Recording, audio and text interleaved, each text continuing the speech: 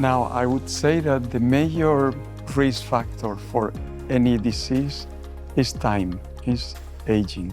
And therefore, in principle, diseases that correlate with aging. Now, bringing technologies to humans that work in mice are always uncertain. We don't know whether they will work or not.